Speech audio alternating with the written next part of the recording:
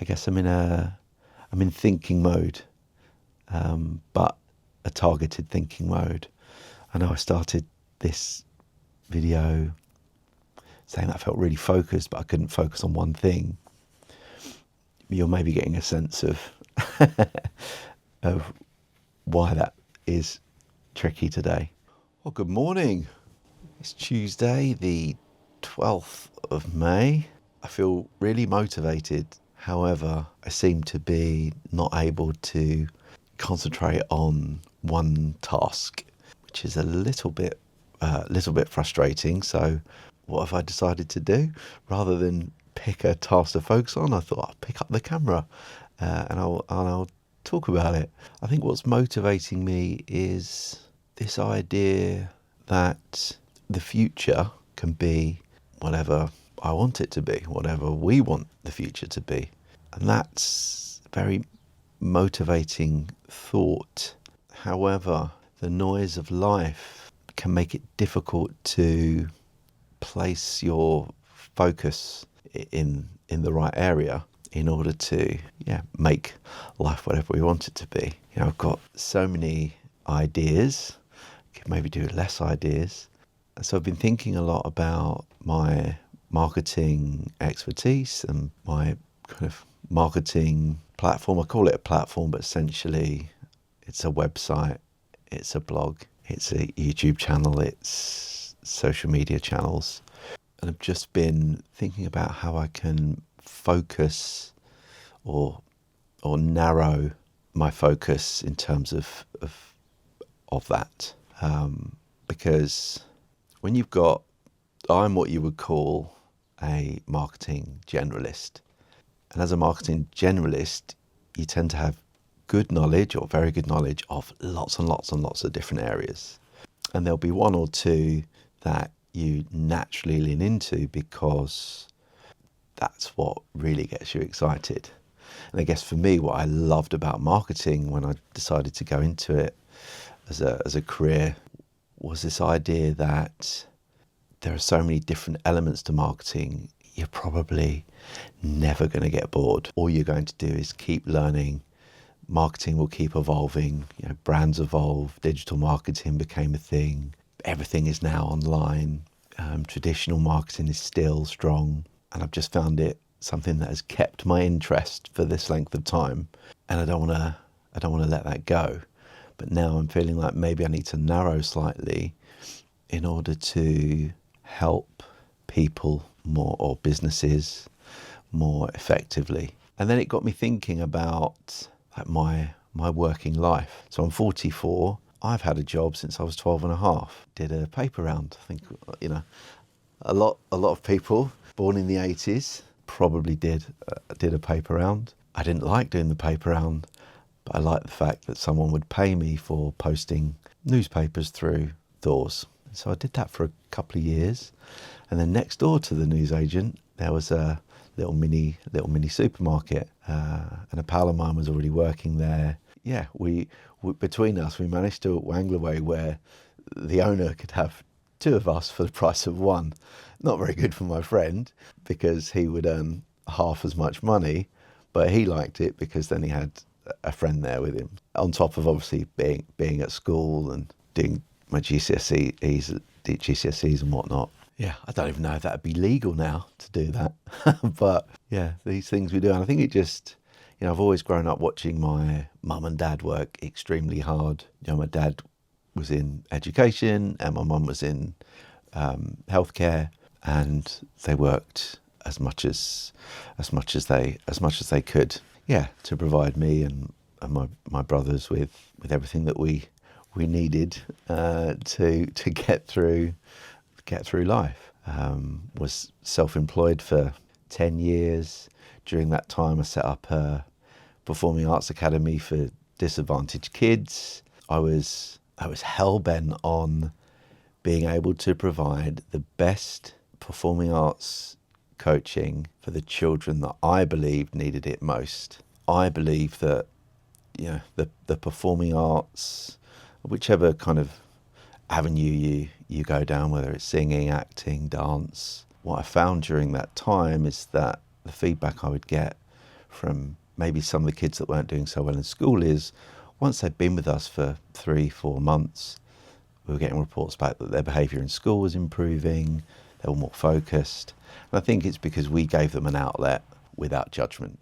Obviously there were still rules to follow, but we allowed young people to express themselves. And I remember that time very, very fondly, but I was probably commercially quite naive in that I wanted to have razor thin margins on everything so that we could provide these classes for as little as possible. But as you scale a business, your overheads go up, and what I became aware of is that if I had to pass that increase in costs onto parents, it would mean that some would no longer be able to come.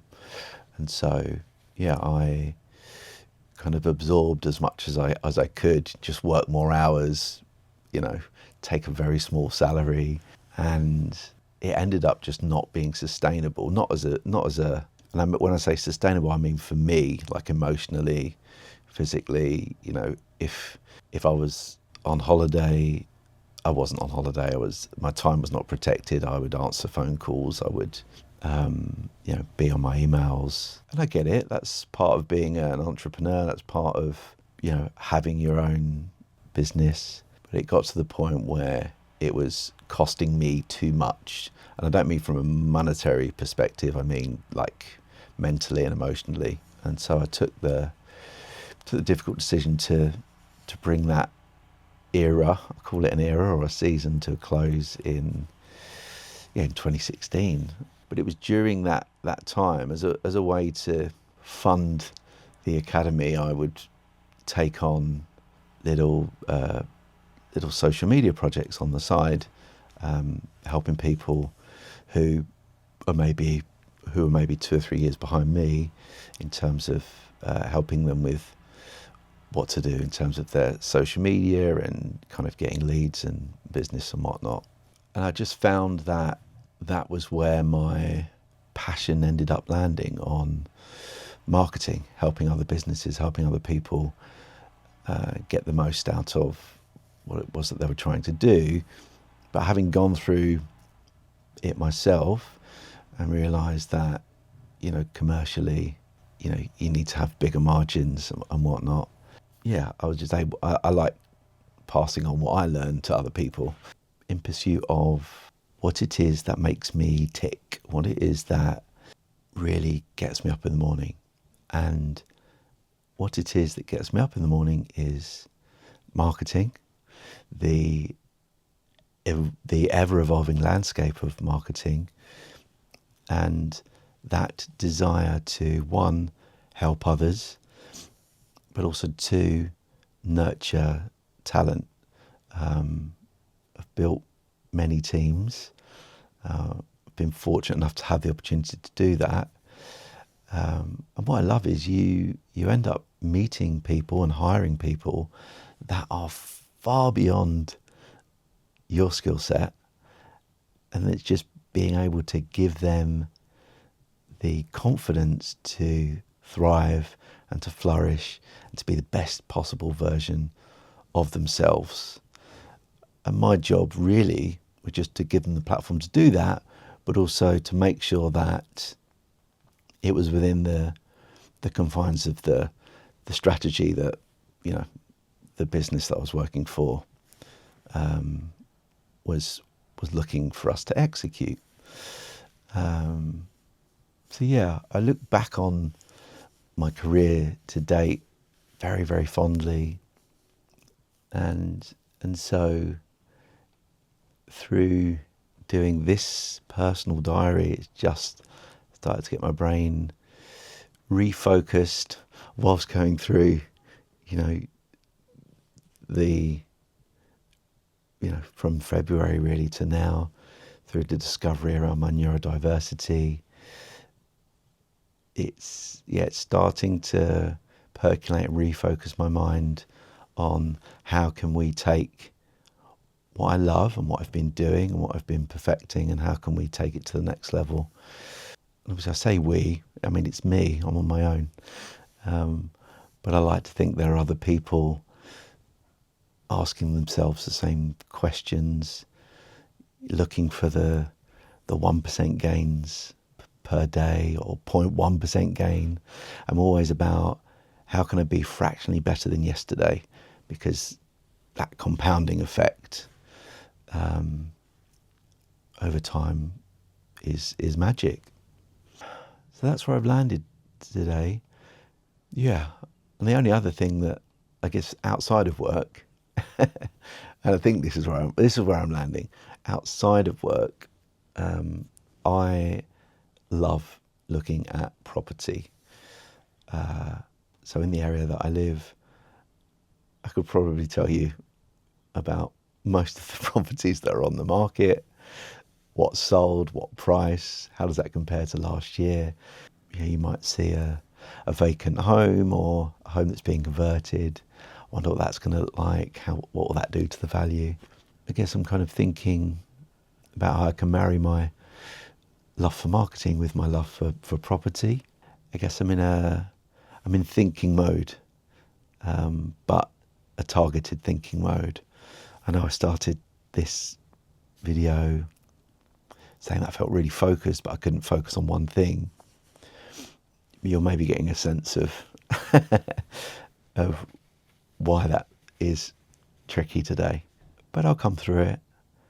I'm not sad. I'm happy, or at least I feel positive.